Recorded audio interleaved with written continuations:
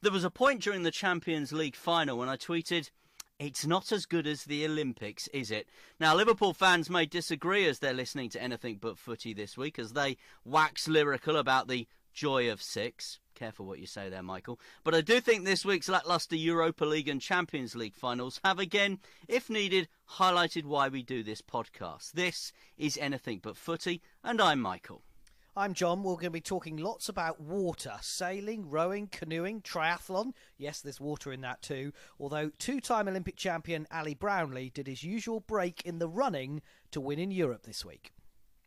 And we will start with water, deep water, cold water for the Russians in a moment. Don't forget, you can get in touch with us via email, anythingbutfooty@gmail.com. You can tweet us, anythingbutf. You can get in touch with us on Facebook, on Instagram, and on YouTube, and we do love to read and hear your comments. And as I said, we'll start with deep water, and the Russian athletes in particular, could be facing another Olympic ban. I don't know whether you've seen the Sunday Times Insight investigation this week, but they have made some allegations that Russia's top athletics officials have overseen the forgery of documents to cover up a doping offence by high jumper Danil Lysenko. Now, he was the world indoor high jump champion in 2018. You may recall, in London at the London Stadium, formerly known as the Olympic Stadium, of course, he won a silver medal at the World Championships in 2017. He was hotly tipped to win a gold medal at Tokyo 2020. I think it's very unlikely we'll see him now because the Russian Athletics Federation are alleged to have conspired to help him avoid a ban for failing to inform drugs testers about his whereabouts last year. This, of course, is not just a huge blow to the sport of athletics, it's a huge blow to Olympic sport in general, but it's a blow to Vladimir Putin as well. He's been desperate for Russian athletes to return to the fold. You'll remember, of course, Russia have competed under the Olympic flag. Certainly at the last Winter Olympics, athletes who were outside the system, if you like, neutral athletes, were allowed to compete. They weren't allowed to hear the Russian national anthem. They weren't allowed to compete in Russian sports gear, but they were allowed to compete. And now it looks like the IOC, and the pressure, I would suggest, John, is really on them to maybe install a blanket ban over the Russian athletes. We recall in Rio in 2016, of course, Russian athletes didn't go, but there were Russians in other sports as the IOC put the decision on to the individual sporting federations. The IAAF held firm. Remember, the IPC banned Russia entirely from the Paralympics. I wonder whether these latest revelations, allegations, will really put the pressure on the International Olympic Committee this time around. I think it's interesting, Michael, because there were reports around yesterday, and it did kind of raise my eyebrow when I first saw it, that Russian media were reporting that the Russian Athletics Federation would be reinstated at the next IAAF meeting, and that's up for debate in Monaco at the next meeting. And then I actually realised why, because as you rightly say, some brilliant reporting from the Sunday Times Insight team. Well done to Jonathan Calvert and George Arbuthnot, who've put this article together and really got the question marks over the Russian Athletics Federation once again. Basically, it's RUSAF, the Russian Athletics Federation, overseeing the fabrication of medical documents to cover up a doping offence. That's the allegation. Investigators from the Athletics Integrity Unit are now saying they are investigating this. And if this is true, you know, they shouldn't return to the sport. You know, athletics, they should not be coming back to it. You know, they have been doing everything they can to allegedly try and clean up. That's what they've told WADA, who've been working with them, the World Anti-Drugs Organisation, also the IAAF, led by Lord Coe as well. And all that really, to me, mounts to nothing if this is true. And that is always the biggest question. It doesn't surprise me that this has come out. These are the allegations against Russia. We know state-sponsored doping. They drilled holes in the walls and swapped urine samples in a lab in Sochi in 2014. The Winter Olympics, as we've said on Anything But Footy before, are totally tarnished, that Winter Olympics, because of what they did. And that McLaren report that subsequently followed that did say it was statewide sponsored doping. 3 Russian high jumpers who won London 2012 medals, both the male and female gold medalists, have both subsequently been banned for steroids. You know, if they take steroids, it apparently reduces your body fat, but they've been banned. So nothing of this surprises me, and I think that's the worrying thing about this. And it's difficult. The IAAF obviously and WADA want to welcome Russia back at some point, because, you know, this is a country, a nation, a state that obviously is a huge athletics history, and they want to be part of it, but they just can't do it, it appears, without cheating. So are we going to miss them? Should they just continue to be banned?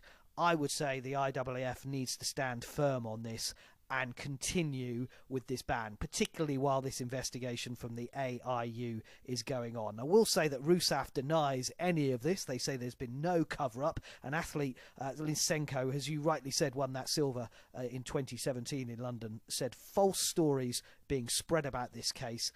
He said missed drugs tests were just carelessness. I'll let you make your own mind up. Well, actually, Lysenko's been banned since last August, and I was just having a trawl through Twitter, as you often do when you see stories like this. And Vicky Orvis, who was a legendary athletics reporter with the Sun newspaper, sadly, we lost Vicky. The athletics reporting fraternity, the sports reporting fraternity, lost Vicky after a very long cancer battle earlier on this year. She actually reported at the time, last August, that Lysenko was going to be banned, but only now has this attempted cover-up story come to light thanks to this newspaper investigation by the Sunday Times. It centres around a bogus clinic, which they're talking about, which turns out to be a demolition site in Moscow. Fake doctors, it's alleged, fabricated paperwork to suggest that Lysenko was too ill to provide his location.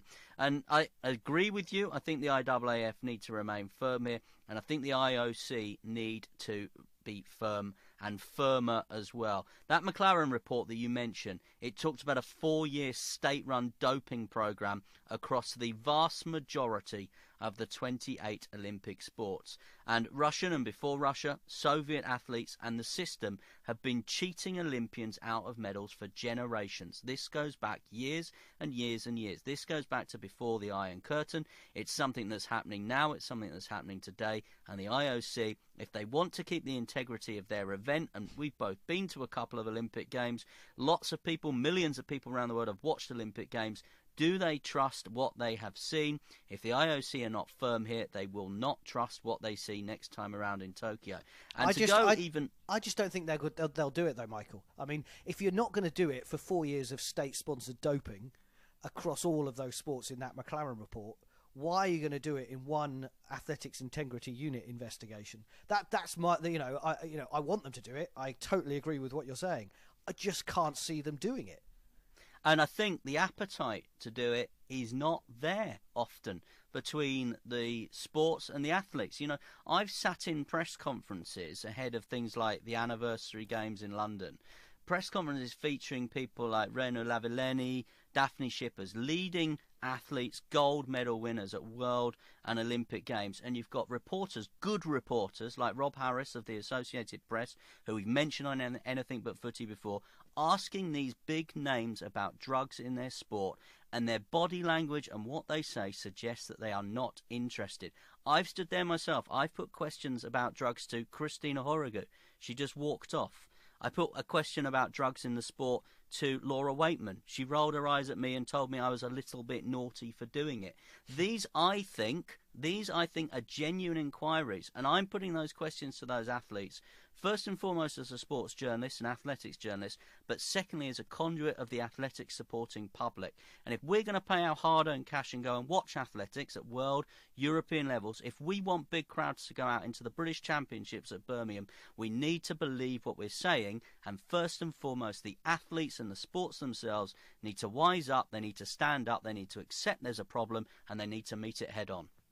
Absolutely. We're going to talk more about athletics in this episode of Anything But Footy, but we will talk Anthony Joshua and Johanna Konta. Some contrasting emotions for those two in performances this week. But those athletes that you mentioned, some great performances in the Diamond League meeting in Stockholm this week, Michael. Dina Asher-Smith. I mean, I don't know how many more superlatives I can find apart from wow, just wow, and wow again. I mean, she delivered in Doha. We talked about it in episode 13 of Anything But Footy. It's called What Now for Athletics, after Caster Semenya. We'll talk about her in a moment. But asked if she could live up to the 3 European golds. I did that in that episode and said, can she win? Can she maintain that form that she showed last summer? Well, another 200 metres, a brilliant 200 metres in Stockholm. She beat the Olympic champion Elaine Thompson, the 2-time world champion Daphne Schippers, by at least 3 metres. It was absolutely superb, and a new world leading time of 22.18 seconds, improving her previous world leading mark of 22.26.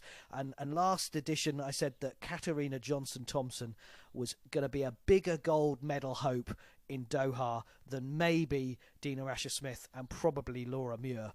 But actually now, Michael, I think they might be equal. Dina Asher-Smith and KJT, I mean, we are looking good, although we're a few months away. Yeah, we are a few months away, and I think that would be the advisory, if you like, I'd put on this. Great time, world-leading time of 22.18 in very windy conditions in Stockholm. I had a few colleagues and friends that were out there, and the weather conditions not ideal for athletics, not ideal for sprinting, certainly. But the question about Dina Asher-Smith, and actually when you look at her name on those electronic scoreboards that they have inside stadiums, D. Asher-Smith. She's literally Dasher by name, Dasher by nature. Whoa, a very good. Very good. A very, very good time for this time of year, but can she continue to progress that? She knows as well that the hard yards are still ahead of her, ahead of Doha. It's quite late on for the World Championships this year as well. She knows, and she said after that race, that she needs to stay in good shape. Has she peaked too soon? I hope not. I don't think she has. I think she's just coming into the Diamond League season off the back of a fantastic winter. But don't write off Elaine Thompson, Daphne Schippers and others yet, because there's still a lot of outdoor athletics to go before we get to that World Championships and, to all intents and purposes, before it really matters. We mentioned Laura Muir as well, 1,500 metres, a time of 4 minutes, 5.39 seconds. She's clearly in some good form as well. And also a mention for Eilish McColgan, who came 7th in the 5,000 metres after finding out her house had been burgled. The burglars stole medals and jewellery. And I think when you look at her mindset, when she's been told that information on that start line in Stockholm, 7th is a pretty reasonable performance when all is said and done and considered. And it's very much, isn't it, the ladies of British athletics, the women of British athletics that are leading the way at the moment. They are very much the best medal hopes. If you look at potential medals outside of the relays in Doha, you're looking at Dina Asher-Smith, Laura Muir, Katarina Johnson-Thompson, struggling maybe to come up with one of the men to get at the top or even on that podium as a solo individual athlete. Quick word on McColgan, as you say, and also Melissa Courtney, because some good news was because they finished 7th and 8th in the 5,000 metres, they both qualified for Doha. So that was a bit of good news for McColgan, but absolutely no sleep, bad preparation. Obviously, we wish her all the best. And a quick word on Courtney, she won the Westminster Mile. I think you mentioned it on Anything But Footy in the last episode, Michael, the other weekend, beating Muir. And she also knocked off 11 seconds from her personal best and a Welsh record. So that is a good performance from her in Stockholm as well. Also catching our eye, I thought, Karsten Warhol from Norway impressively won the men's 400-metre hurdles, and American Michael Norman the men's 400 metres as well. Maybe some other non-British names to watch out for in Doha. But talking of what happened in Stockholm, I don't know if you know this, Michael, but the Diamond League women's 800 metres for the first time since 2015 was not won by someone who does not have XY chromosomes. And if you remember, in episode 12 of Anything But Footy, it's called What Now for Athletics, after Caster Semenya decision. We talk about chromosomes, we talk about all of that. Caster Semenya and Francine Niyonsaba had won the last 22 races between them in the Diamond League. The new era under the IAAF's testosterone regulations is well and truly underway. It was Angie Wilson who won the women's 800 metres. Caster Semenya has this week filed an appeal to Switzerland's Federal Supreme Court. That's in response to what we were talking about on the What Now for Athletics episode of Anything But Footy. That was in response to losing her case restricting testosterone levels in female runners. The Court of Arbitration of Sport had rejected Semenya's challenge against the IAAF ruling, so she is taking it higher, as I said then, to Switzerland's Federal Supreme Court. She says, "I'm a woman and a world-class athlete. The IAAF will not drug me or stop me being who I am." The focus of the appeal, of course, is all going to be around human rights. Currently, as you say there, DSD athletes, differences in sexual development athletes, running in races between 400 metres and a mile, must take medication to compete. And Caster Semenya said that she will not do it. Let's turn our attention on Anything But Footy to boxing now. And we all remember the wonderful scenes at the XL Centre in 2012, of course, when Anthony Joshua, heavyweight champion of the world as he was known up until a few hours ago, well, he hung a gold medal around his neck at the Olympics, but he no longer holds the WBA, WBO and IBF World Heavyweight crowns. He lost them at Madison Square Gardens to the Mexican Andy Ruiz Junior. It was a remarkable fight, wasn't it? Because Joshua had Ruiz on his backside. Ruiz floored Joshua 4 times. It was stopped in the 7th round, and it's Joshua's first defeat as a professional. Now, this is how big a favourite Anthony Joshua was. He was the 25-1 on favourite, but he just looked tired. He looked uninterested. He looked unprepared. He didn't seem to have any kind of focus. He has vowed to return. But let's remember Ruiz, who sports a belly a bit like mine, was only given 6 weeks' notice after Jarrell Miller, the original opponent, had to pull out. This is an iconic upset in the world of boxing, isn't it? It is. I mean, I wrote down, I thought your summary of what Ruiz looks like is probably better than mine. I wrote down, not a trim, lean or athletic like Joshua. But yeah, I mean, he basically looks like he came in from the weekend and said, all right, I'll have a fight in Madison Square Gardens. I mean, he knocked him down 4 times, as you say, in 7 rounds. I mean, that is a pasting in anyone's opinion. And it's such a shame for Anthony Joshua, as you say, to lose his, he was on the verge of becoming the undisputed world heavyweight boxing champion of the world. He needed one more belt to do that, and those discussions have been taking place week in, week out, who's going to fight, when they're going to fight. But boy, oh boy, have we had some shocks this year. Spurs reaching a Champions League final and then not turning up. Tiger Woods winning again. But this is Leeds not getting promoted. Exactly. Norwich winning the championship. Goodness me. That was a surprise. It was. And for fans as well. Isn't this why we love sport? Because it's so unpredictable, because this didn't get any coverage, hardly any coverage in the build-up. This weekend, as we've been saying, we've got all this that we're talking about. We're talking about the Diamond League, we're talking about the Russian athletics, we're talking about Johanna Konta and the French Open, the European Rowing Championships, all that. We had the Derby as well in horse racing. We've got the Cricket World Cup going on. This fight was a big fight. It had hardly any coverage, and that's mainly because everyone assumed that Joshua was going to go and win it. Now, I think the big question, as you rightly says, is can he come back? He wants to come back. He will. He didn't go to the press conference after, apparently, which I thought was a bit unlike him, to be fair. But, he said he's determined to get those belts back, and he described this as a minor setback. He's had a lot of support from fellow sportsmen and women on Twitter saying, you'll come back. It was just one of those things. Even Tyson Fury said that these things happen in sport. It's time to go again. You've got to dust yourself down and do that. And I thought, actually, I'm not a massive fan of Tyson Fury, but I thought that was actually quite the right thing for him to do, and the message for him to Joshua. A rematch in London by the end of the year. But, you get a chance in sport, don't you, sometimes to make amends for things. I think maybe this is his one chance to go, right, I'm going to learn from this, and I'm never going to put myself in that position again.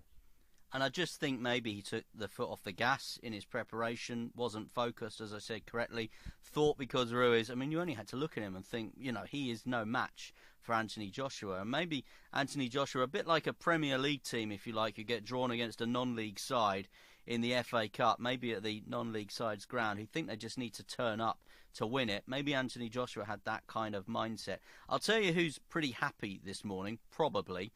Promoter Eddie Hearn will be pretty happy because there will be so much interest in that rematch in London that you talk about that will potentially be happening later this year. The purse for that will be unbelievable, and you know that the people behind the fighters will be making a serious amount of dough off the back of that. And Ruiz will be pretty happy as well, because I'm sure after last night's fight and with this probable rematch, that just sets him up for life. I'm mindful of a couple of other names in boxing. Hasim Rahman, who was again an unlikely winner when beating Lennox Lewis in 2001. And I remember James Buster Douglas beating Mike Tyson back in 1990 when no one was expected ever to beat Mike Tyson. And I think we put Ruiz now in that kind of category. He went there, Madison Square Garden. He did the job. He did the job on Anthony Joshua. He'll now get that opportunity for that probable rematch. And I know Anthony Joshua was a 25-1 on favourite last night, but I would make Joshua the hot favourite again in that rematch as well. Good luck to him. I mean, he needs to focus. I mean, that's the thing, isn't it? Yeah. And I think he just needs probably just to reset himself a little bit. And we've talked, haven't we, on previous episodes about athletes sometimes having to reset themselves. And I think this is probably just one of those moments in his career where he just needs to take stock of where he is, maybe the lifestyle he's living, the preparation he's making ahead of these big fights, and think, if I want to be one of those real greats, if I want to be a legendary name where there's been plenty of legendary names in heavyweight boxing, then maybe just next time I need to do things slightly different. So from Madison Square Garden, an iconic sporting venue, to the French Open and Paris, and another iconic sporting venue, of course, Roland Garros. And John, I know you've been watching quite a lot of Jo Konta, who's made it into the quarterfinals of the French Open. She beat the 23rd seed, Donna Vekic, 6-2, 6-4, the British number one, and she's now aiming to become the first Briton to reach the semi-finals since Joe Jury did it in 1983. I'm going to say that I didn't realise Joe Jury was that good. Can I be really honest? Because yes, I have watched a lot of tennis this week, and Konta was the first British woman to reach the fourth round since 1983. She's now into her first ever quarter-final at Roland Garros, as you say. Up there really with the likes, as you said, Joe Jury. I just didn't realise that she was that good at a tennis player, so I apologise to Joe Jury for that. Wimbledon champion, Joe Jury, in mixed doubles, wasn't she? I remember that. I do remember that, but I just didn't know that she had that career. And obviously Subaka progressed in the French Open as well and all that. So look, I'm just going to hold my hands up and say what a fantastic performance. But boy, have we waited a long time to have a British woman in the quarterfinals of the, as you say, Roland Garros, because she has been brilliant, Johanna Konta. And you mentioned Anthony Joshua, maybe resetting and changing his focus. We've discussed it a few times on Anything But Footy about Konta changing her coach last year, totally going, right, this season, this is what I'm going to do, and this is how I'm going to change. And she's beginning to deliver. And Martina Navratilova has said, that Konta is beginning to mix it up a little bit. She was quite predictable in the way that she played tennis. And Navratilova,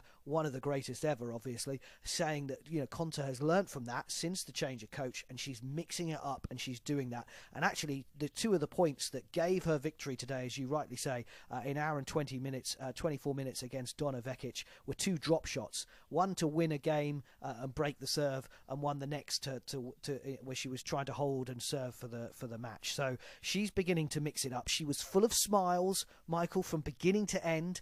Absolutely loved playing on the big courts in Paris, and it really was one of the hottest days of Roland Garros so far. Really, really warm, and she was out early at 11 o'clock in the morning UK time.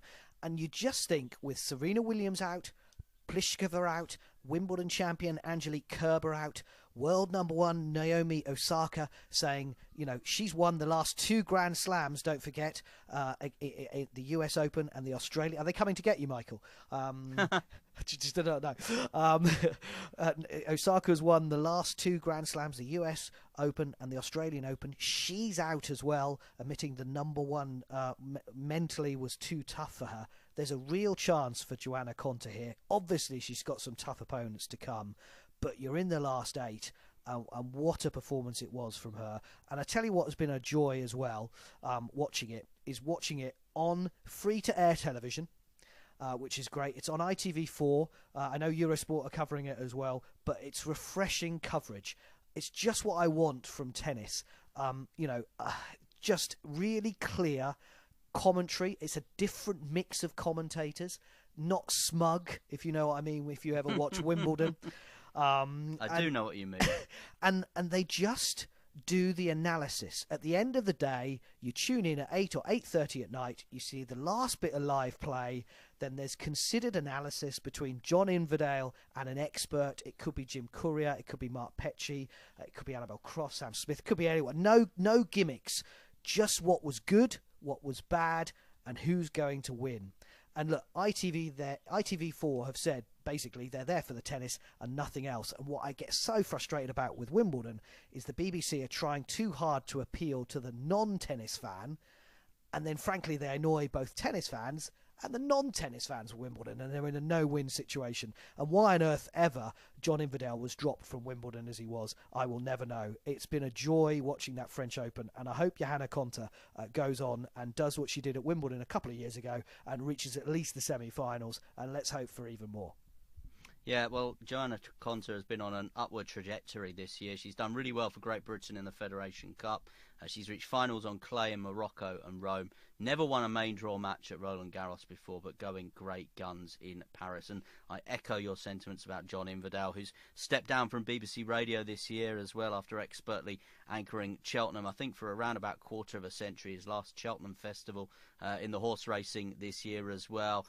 He's not been involved in the golf coverage. I wonder whether he'll turn up or probably not for the Open Golf, which I always think he's excellent at as well. I echo your sentiments, your comments about John Inverdale, a broadcaster who I've always really rated. Just one thing about Johanna Konta, though, as good as she is, do you think she will ever come around to liking me again? Never. Never in a million years. The reason I mention this is we interviewed her, I think both of us separately interviewed her ahead of the Olympics in Rio, and she was world ranked 13th at the time and seeded 10th. And I said to her in an interview question, I went, Johanna, you're seeded in the top 15. She went, no, I'm seeded in the top 10. I said, apologies. I mean, you're world ranked in the top 15, aren't you? She went, no, I'm world ranked in the top 13. And the interview kind of went downhill from that moment on, really. I do say, though, it's karma, because 4 years before that, I was in the early hours of the morning at Team GB House, where Laura Robson and Andy Murray were brought in for some interviews with some non-rights holders and some newspapers and people like that, after he won, of course, his gold medal in the individual, and he won a medal, of course, with Laura Robson in the mixed doubles as well. And the reporter who interviewed Andy Murray just before me congratulated him on his silver and his bronze.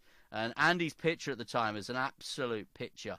And he went, no, a gold and a silver. And I thought to myself as I giggled internally, well, I'm glad that never happened to me. And 4 years later, something very similar, of course, happened to me with Johanna Konta in Rio. Anyway, that's just a little aside on. It's a great story, and I tell you what, when we interview her again, we'll remind her of that, and hopefully, as I say, she might be a champion. Just a very quick word on the French Open, because as you can tell, I'm a bit of a fan.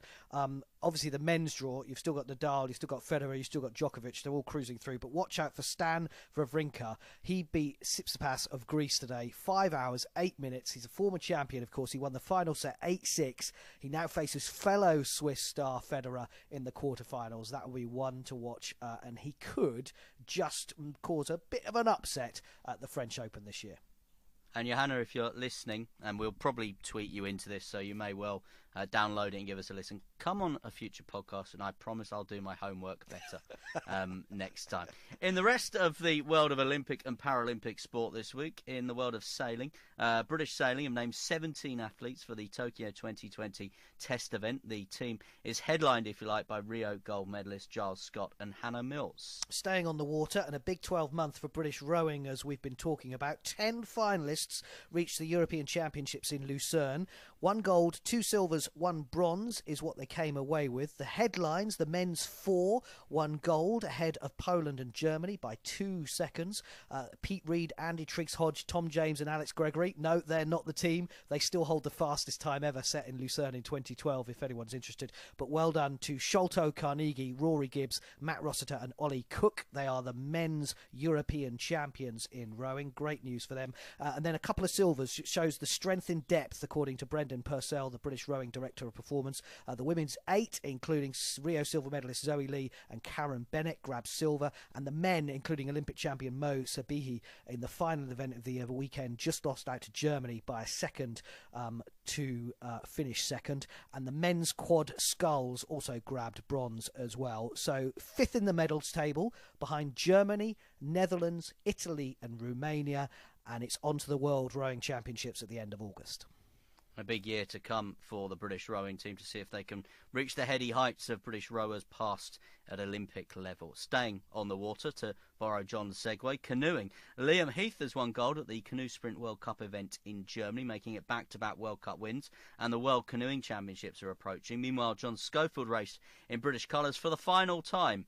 Schofield and Heath won bronze together, you might recall, at London 2012. Meanwhile, Mallory Franklin, the European C1 Canoe Slalom champion now. The slalom canoe event, the slalom canoe event, the World Cup event coming to London, of course, at the Lee Valley, which hosted in 2012, is here in London next month.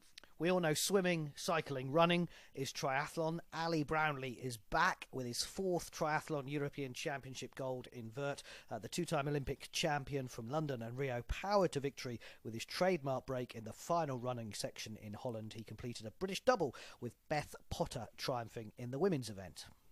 We're looking forward to following the Lionesses, of course, in the World Cup in France. England and Scotland, of course, have both qualified. The Lionesses, though, took a bit of a bump on the nose by losing their final warm-up game 1-0 to New Zealand in Brighton. Fantastic crowd for that match, of course, for that final warm-up game. The World Cup starts in Paris on Friday. Yeah, Phil Neville says he's not worried. I'll point you back to my comments in Europe, Euphoria and Equality episode last week and let you decide which one applies. On to hockey. Doesn't look like British women will reach the final stages of the FIH Pro League, the first year this international event has been run.